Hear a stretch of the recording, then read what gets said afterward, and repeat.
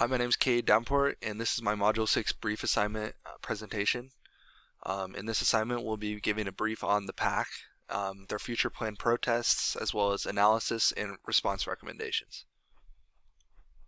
So first off, we'll be looking at what stakeholders we'll be inviting to this brief. First, we will be inviting the FBI HQ.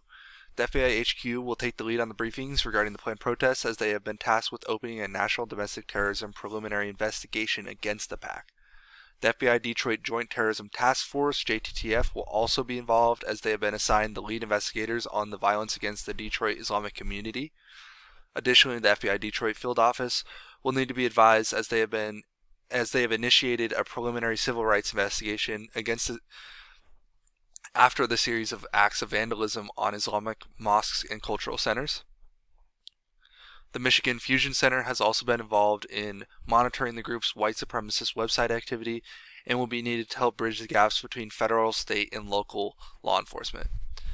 Detroit police should also be included, as they have been actively involved in on-the-ground operations during the violent attacks and vandalism and will be involved in future response recommendations. Michigan State Police will also be included, as Detroit police could become overwhelmed during the planned protest and music festival, and the protests could spread beyond the Detroit area into surrounding areas of Michigan. The New Jersey DHS, British MIS, and Canadian SIS will be asked to attend the brief and provide further information on the anti-PAC group, the London Hooligans, and the anti-G20 summit members. So what we know on the PAC so far is that the PAC is an anti-immigration white supremacist group. They are led by William Billy Payne, who's currently incarcerated for 20 years, but is still believed to lead the PAC from behind bars. They came onto the scene after the Denver attacks by vandalizing the Islamic Center of Detroit, the Masjid as-Sunnah, and Batil Islam mosques. They have since petitioned the city of Ann Arbor for a parade permit, but have since been denied. Their most recent escalation was an attack on the Batil Islamic Mosque members. They conducted this attack wearing white hoods and carrying baseball bats. The victims were sent to St. John's Medical Center, and reported the attackers called them terrorists and told them to go back to the Middle East. The current events. The PAC has called for a protest on the Batil Islam Mosque in 4 weeks' time. The Southern Poverty Law Center is reporting that the protest is being promoted on the websites of numerous white supremacist, neo-Nazi, skinhead, Christian identity, anti-Muslim, and anti-immigration groups. The New Jersey Department of Homeland Security issued an intelligence report that indicates that the anti-PAC, a known affiliate of the Antifa movement, is planning a counter-protest on the same day in Detroit. This coincides with the Lollapalooza 4-day concert that is being held at Tiger Stadium in Detroit. The British MI6 is reporting that known members of the London-based hooligans are planning to travel to the Lollapalooza event this year. The Canadian Security Intelligence Service is also reporting that known participants of the violent anti-G20 summit, which previously led to 400 arrests in Toronto, also plan on traveling to Detroit during this time frame. So, conducting a threat credibility assessment, we look at first the technical feasibility of the PAC.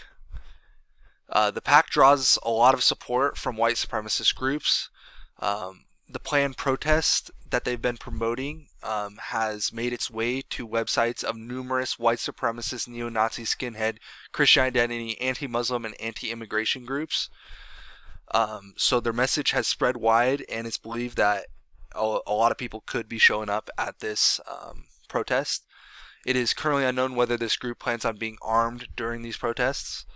Operationally, it is unlikely the PAC is planning a large-scale indiscriminate attack. This is because they are pretty anti-terrorism in the indiscriminate attacks, and instead are more likely to have targeted attacks against Islamic affiliated targets. such as the mosque, Muslim individuals, immigrants, people of color, and the anti-PAC group members. The Lollapalooza could be a site for a possible ISIS retaliation attack, since ISIS has made comments on the PAC. However, it also could be a place for a targeted attack or display by the PAC, the hooligans, or the anti-G20 summit members. Behaviorally, the PAC has turned to violence when they attacked and hospitalized the 3 members of the Beetal Islam Mosque. So we know that they have crossed the line from being peaceful. It is unknown as if they're promoting this protest as being a peaceful protest, but if confronted by Islamic counter-protesters or anti-PAC members, we would put that there's a high probability that violence could break out. It is also unknown if the hooligans or anti-G20 summit members are coming down to attend this protest, and if they plan on being peaceful or violent or not. So my first response recommendation is to postpone the Lollapalooza event due to threats of protest. The pros for this are we can divert law enforcement's focus from the security at the Lollapalooza event to purely the protest and counter-protest being held. This removes the most likely target for a wide non-discriminate attack that ISIS or the other groups could attack, which would be at Lollapalooza.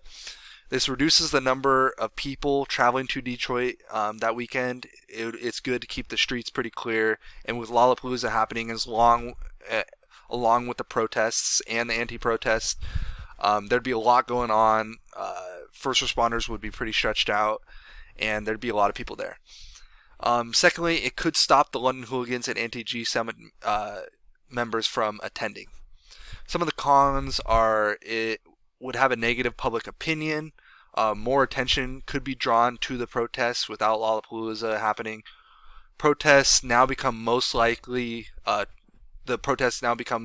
target for an attack, and more individuals are out on the street with nothing to do.